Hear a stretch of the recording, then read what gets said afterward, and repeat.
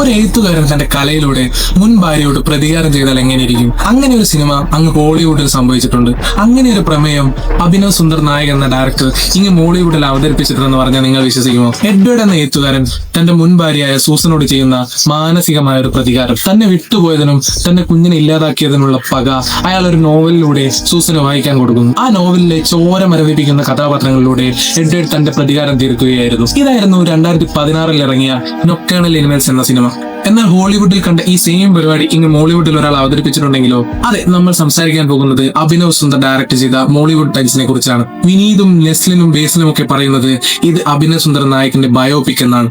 ഇവിടെ ബാക്കിയാവുന്ന മറ്റൊരു ചോദ്യമുണ്ട്, ആരായിരിക്കും ഇതിലെ real life characters? Abhinav Sundar Nayak തന്റെ ജീവിതത്തിലെ ആരൊക്കെ ആയിരിക്കും ഇതിലൂടെ പ്ലേ ചെയ്തിട്ടുണ്ടാവുക? നമുക്ക് നോക്കാം. അതിനു മുന്നേ നിങ്ങൾ ഈ ചാനൽ പുതിയതാണെങ്കിൽ സബ്സ്ക്രൈബ് ചെയ്തൊന്ന് സപ്പോർട്ട് ചെയ്തേക്കണേ. സോഷ്യൽ മീഡിയയിലെ സിനിമാ ചർച്ചകളിൽ ഏറ്റവും വലിയ ഞെട്ടിക്കുന്ന തിയറി ഇതാണ്: ബോളിവുഡ് ടൈംസിലെ അർജുൻ ഹരിദാസ് അത് ബേസിൽ ജോസഫ് ആണോ? ഇത് വിശ്വസിക്കാൻ തക്കത്തിന് പല കഥകളും സോഷ്യൽ മീഡിയയിൽ പരക്കുന്നുണ്ട്. എന്നാൽ ഇതിന്റെ വേര് തപ്പിപ്പോയാൽ നമ്മൾ എത്തുന്നത് അഭിനവ് സുന്ദറിന്റെ ആദ്യത്തെ ഷോർട്ട് ഫിലിമിലേക്കാണ്, കുപ്പി.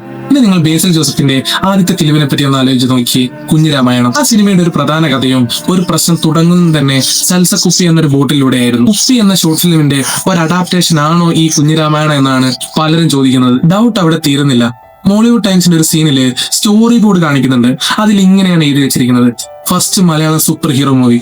അഭിനവ് സുന്ദറിന്റെ ആ വലിയ സ്വപ്നവും മിന്നൽ മുരളിയും തമ്മിൽ എന്തെങ്കിലും കണക്ഷൻ ഉണ്ടോ? ഇത് മാത്രമല്ല, സിനിമയിലെ അർജുൻ ഹരിദാസിന്റെ കഥാപാത്രം എടുത്ത് നോക്കിയാൽ കുറച്ചുകൂടി നമുക്ക് ക്ലാരിറ്റി വരും. കുടുംബത്തിന്റെ സപ്പോർട്ട് ഇല്ലാത്ത തുടക്കം, എല്ലാവരെയും ചിരിച്ച് കയ്യിലെടുക്കാൻ പറ്റുന്ന സ്വഭാവം, പിന്നെ ഇന്റർവ്യൂയിലൊക്കെ വന്ന് താനൊരു ക്ലാസിക്കുകളും കണ്ടിട്ടില്ല എന്ന് പറയുന്ന ഡയലോഗ്, ഇതൊക്കെ ചേർത്ത് വെക്കുമ്പോൾ ഇതാരായിരിക്കും എന്ന് ഇപ്പൊ നിങ്ങൾക്ക് പിടികിട്ടിട്ടുണ്ടാവും. എന്നാൽ കഥ അവിടെ തീരുന്നില്ല. നായിക കഥാപാത്രം നിങ്ങൾ ശ്രദ്ധിച്ചിട്ടുണ്ടോ? ആ കഥാപാത്രം റിയൽ ലൈഫിൽ നിവിൻ പോളിയാണെന്നാണ് മറ്റൊരു ചർച്ച.